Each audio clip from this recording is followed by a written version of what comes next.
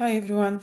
So today I'm going to present my paper Hybrid Quantum Encoding for Software Bug Detection, a case study on GPT-Neo, which was written by me and Professor Halim from Carleton University.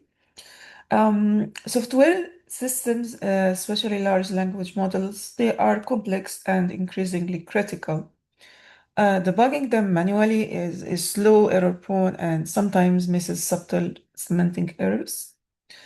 So software bugs also they cost Canada's technology sector about $790 million dollars per year, and for the entire Canadian economy, it costs it about $15 billion dollars per year. So the majority of AI debugging tools, such as CodeBERT or Code2VC, they study patterns based on thousands of examples.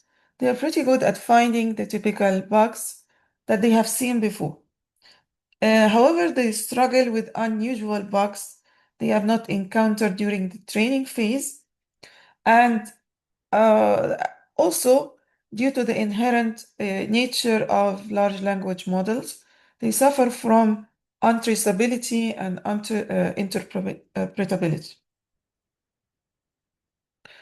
My algorithm provides an interpretable result based on the structure of the code, not just statistical similarity to past example.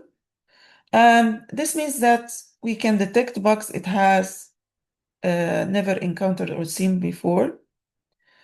It doesn't require retraining every time new bug types emerge. Um, so first, we split the software into code blocks, where each block represents one logical part of the program. Instead of checking these blocks one by one, each block is encoded as a quantum state, and this allows several execution paths and possible errors to be analyzed at the same time. And after that, quantum superposition is used to analyze code elements such as statements, variables, and control flow that are embedded in the quantum state. And this creates a single global quantum representation of the entire program where all code blocks are processed simultaneously.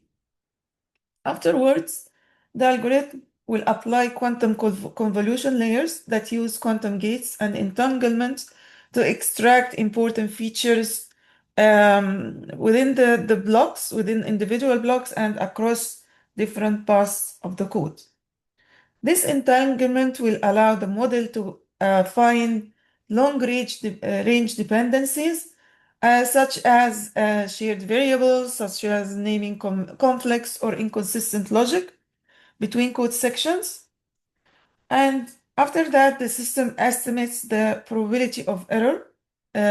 For each block, it calculates the correlation or how strongly the quantum features match known bug patterns. So then this gives us a probability score, and if it exceeds a certain threshold, then the block is flagged as error prone. After that, quantum walk and annealing refine the search to avoid poor solutions. And this process repeats until the system converges and the final output is produced, which represents the detected bugs as well as the optimized code.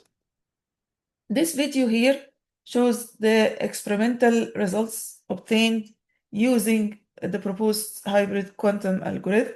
So we evaluate the model's ability to detect real software bugs using measured probability amplitudes. We can see here the first set of results show the evolution of quantum amplitudes across convolution layers. We have specific code elements have increased amplitude weights over successive layers. The growing amplitudes correspond to code regions with stronger semantic similarity to known error patterns. Stable elements remain suppressed, while error-prone blocks are progressively amplified. For each code block, the algorithm will calculate the overlap between the quantum feature map and learned error subspaces. And then the squared magnitudes of this overlap will provide a probabilistic confidence score. As I said, probabilities exceeding 30% threshold are considered as bugs.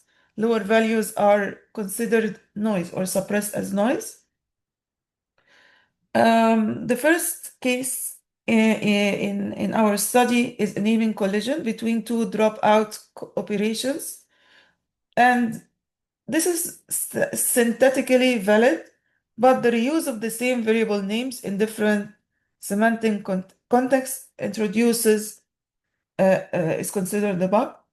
The model will detect this issue with a probability of 47.3%, which exceeds the detection threshold. Classical algorithms fail to flag this error because in reality there is no syntax or there is no type rule that has been violated.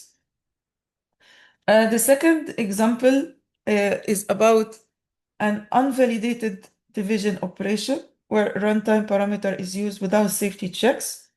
And this is a robustness issue, and our algorithm will detect it with 52.1% error probability. The third case is about type consistency, where an integer is later used in tensor operations, and the model detected with 41.9% probability, and it successfully identifies a runtime critical semantic error here, and also statical or classical analysis misses this error due to the dynamic typing of the code. In general, our algorithm achieves a 100% true positive rate for verified bugs above the threshold of 30%. Other classical approaches, as I said, they have lower precision and higher false alarm rates or higher positive rates. Please reach out to noha.hassan@torontonew.ca for any questions. Thank you so much.